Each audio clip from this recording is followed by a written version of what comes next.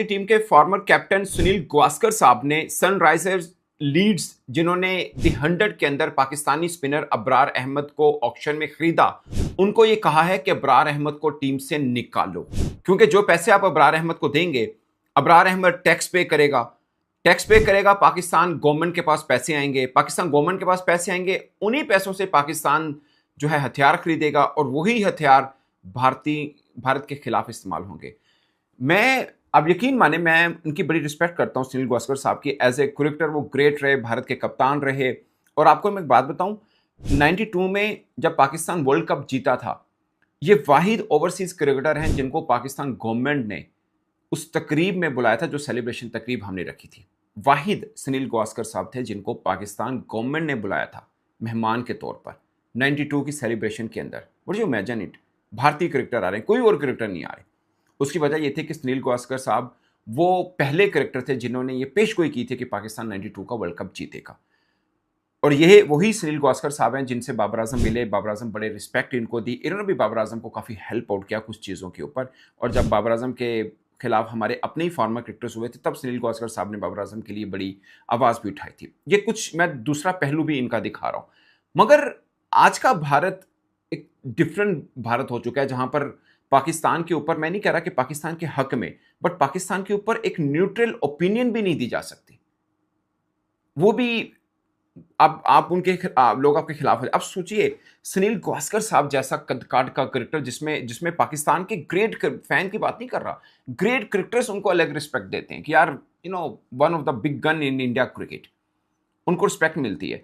वो कह रहे हैं कि अबरार अहमद को लेकर बहुत बड़ी गलती की है काविया मरन ने। उनके साथ डेनियल वटोरी बैठे हुए थे, उनको तो नहीं पता कि हमारा पाकिस्तान के साथ क्या प्रॉब्लम है। ये काविया को सोचना चाहिए था, ये नहीं लेना चाहिए था। लेकिन मैं आपको एक बात बताऊं दोस्तों, अब काविया का क्या है, ये तमाम फ्रेंचाइजी जिसके ऑनर भारतीय हैं दी 100 के अंदर लगभग 4 बनती हैं, इन सबके साथ मिलकर एक मुश्तरका press release English cricket board ने जारी की थी, जिसमें यह मेंशन किया गया था कि किसी भी पाकिस्तानी क्रिकेटर को सिर्फ इसलिए नहीं छोड़ा जाएगा कि वो पाकिस्तानी है। एक इक्वल अपॉर्चुनिटी मिलेगी, जिस पर सनराइजर्स लीड्स ने उनको सिलेक्ट किया। अब अगर किसी को ये लगता है कि काविया ने या सनराइजर्स लीड्स ने हम पे कुछ किया है, तो यही सनराइजर्स कैपटाउन के नाम से भी इनकी एसए T20 के अंदर भी लीग है, वहां पे तो कोई पाकिस्तानी क्रिकेटर नहीं है। नंबर 1। नंबर 2, क्या ये पहली दफा ऐसा हुआ है एक लंबे टाइम पीरियड के बाद कि पाकिस्तानी कोई क्रिकेटर को किसी इंडियन ऑनर ने लिया है? जवाब है बिल्कुल नहीं। मोहम्मद आमिर, इमाद वसीम, उस्मान तारिक, इन तीनों को भी लिया हुआ है, उसमें कैरिबियन में भी और रॉयल्टी में भी। तब तो इतना शोर नहीं मचा था, अबरार को लेके शोर क्यों मचा? इसके 2 पहलू हैं।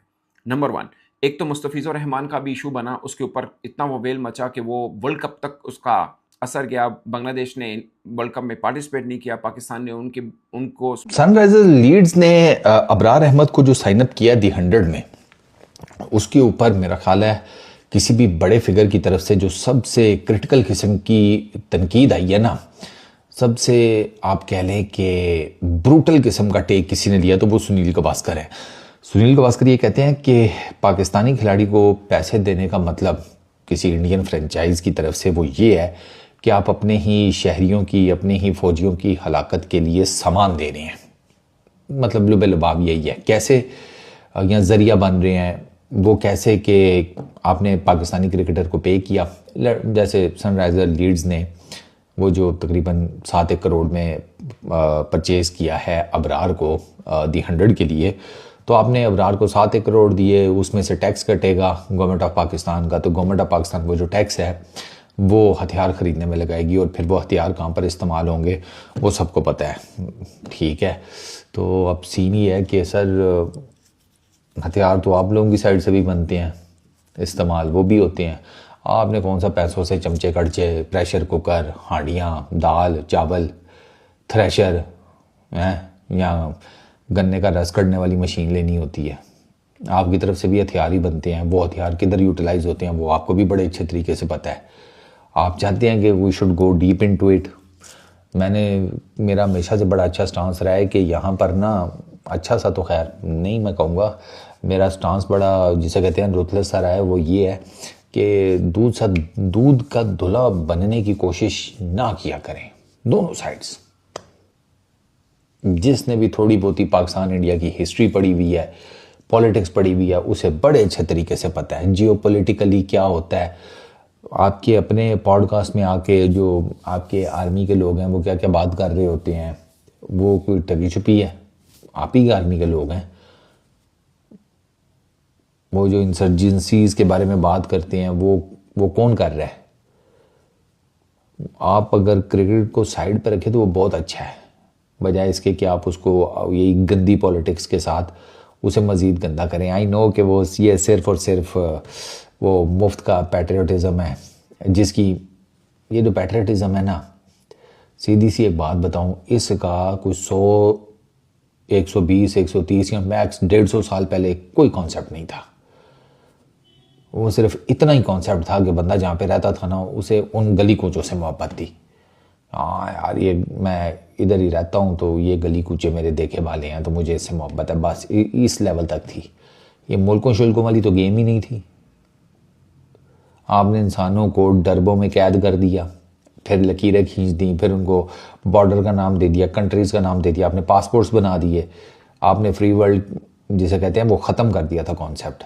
तो ये let's not go into it, ये सब बकवास बातें हैं जिनका कोई सिर पैर नहीं है। एक स्पोर्ट्स ही है जो लोगों को इकट्ठा करती है, और अगर आप स्पोर्ट्स में भी ये पॉलिटिक्स लेकर आएंगे तो फिर आपके पास कोई मीडियम नहीं बचेगा लोगों को एक दूसरे के साथ इकट्ठा करने के लिए, लोगों को एक दूसरे के करीब लाने के लिए। तो फिर सीधी सीधी जंगें ही हैं जो इस टाइम चल रही हैं। आधा घंटा रह गया पूरी दुनिया के पास टोटल मिलाकर जो हालात चल रहे हैं, ठीक है ना। 2 मिसाइल कहीं आगे पीछे तिरछे बज गए ना, तो जिसे कहते हैं ऐसा खून खराबा उठना है पूरी दुनिया में कि फिर ना क्रिकेट रहनी है, ना प्लेयर्स रहनी है, तो ना कुछ और रहना है। तो ये जो आधा घंटा मिल गया ये इंसान के बच्चों की तरह गुजार लिया जाए ना। मैं हैरान होता हूँ, इतने बड़े बड़े नाम है, ठीक है वो सोशल मीडिया के ऊपर आपके ट्रोल्स बड़ी कुत्ते वाली करते हैं, दैट आई नो, मैंने देखा। मैं मौजूद हूँ और अभी मैं सोशल मीडिया देख रहा था। भाई साहब, पता ये चला है कि ये साबिक इंडियन कैप्टन सुनील गावस्कर साहब ने, जिनकी बड़ी इज्जत है और जिनको लिटिल मास्टर कहा जाता है, और इनकी ओवरऑल पाकिस्तान की क्रिकेट हो वहां पर भी इनकी रिस्पेक्ट थी, और इंडिया के अंदर तो डेफिनेटली वो साबिक कप्तान है। पता नहीं क्या हो गया इन लोगों को, आरएसएस की आइडियोलॉजी को फॉलो करने के चक्करों में सुनील गावस्कर साहब ने ये स्टेटमेंट दिया है कि जो पाकिस्तान के इब्रार अहमद सिलेक्ट हुए हैं सनराइज की टीम के अंदर, दी 100 के अंदर, इंग्लैंड का जो टूर्नामेंट है, वहां पर इब्रार अहमद को उन्होंने सजेस्ट किया है कि सनराइज अपनी स्क्वाड से रिलीज कर दे और उसको दी 100 से निकाल दे, क्योंकि इब्रार को जो पैसे मिलेंगे, इब्रार उन पैसों का हुकूमत पाकिस्तान को टैक्स देगा और हुकूमत पाकिस्तान उन पैसों का असला लेगा और वो असला भारतीय फौज के ऊपर इस्तेमाल होगा। यार इतना घटिया, इतना चीप लेजेंड भी कोई हो सकता है? फिर हम जब पाकिस्तानी जर्नलिस्ट बात करते हैं तो फिर हमारे पड़ोसी रोना भी शुरू कर देते हैं और कहते हैं कि देखें जी, पाकिस्तानी जो जर्नलिस्ट हैं वो बड़ी सख्त लैंग्वेज इस्तेमाल करते हैं। सो मेरा कहने का सिर्फ मकसद एक ही है कि सुनील गावस्कर साहब का इतना बड़ा नाम है, और इतना बड़ा अगर नाम किसी का हो और वो इस तरह की अगर कोई बात करे तो उसको शर्म आनी चाहिए। हम तो इतना ही बोल सकते हैं कि गावस्कर साहब का दरअसल कसूर नहीं है, क्योंकि मोदी की सरकार के अंदर मोदी के साथ रह के इन लोगों का सिर्फ एक ही मकसद है कि किसी तरीके से भारतीय सरकार को खुश किया जाए।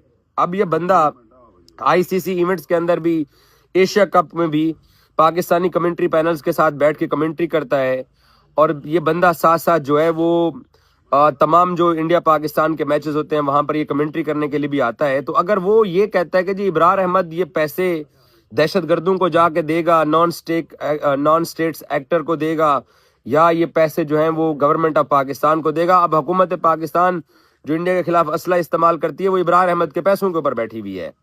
सिर्फ आरएसएस की आइडियोलॉजी ने इनकी मत मार दी है। ये बेचारे पागल हो गए हैं, इन लोगों को पाकिस्तान दुश्मनी के सिवा कुछ और सुझाई नहीं देता। अब सुनील गावस्कर जैसा एक सीनियर बंदा जिसकी एक रिस्पेक्ट भी थी, और बाय द वे वो फॉर्मर इंडियन कैप्टन है, और एक फॉर्मर कैप्टन को ये जेब नहीं देता है कि वो इस तरह से आज के जमाने में ये बातें करे, और वो बातें फिर छुप भी नहीं सकती। और भाई साहब ने उस कॉलम के अंदर जाकर लिखा है कि इंडियंस जो फ्रेंचाइजेज हैं जिनकी बाहर की इन्वेस्टमेंट है, पहले तो मैं आपको ये बता दूं कि ये दी 100 के अंदर सनराइजर्स हो या अदर्स जो इंडियन फ्रेंचाइजेज हैं, या चेन्नई सुपर किंग्स है, या साउथ अफ्रीका के S20 के अंदर भी इन लोगों ने बाज टीमें खरीदी हुई हैं, तो आईपीएल का जो ब्लैक मनी का पैसा है, ये पैसा वाइट करने के लिए ये अदर्स कंट्री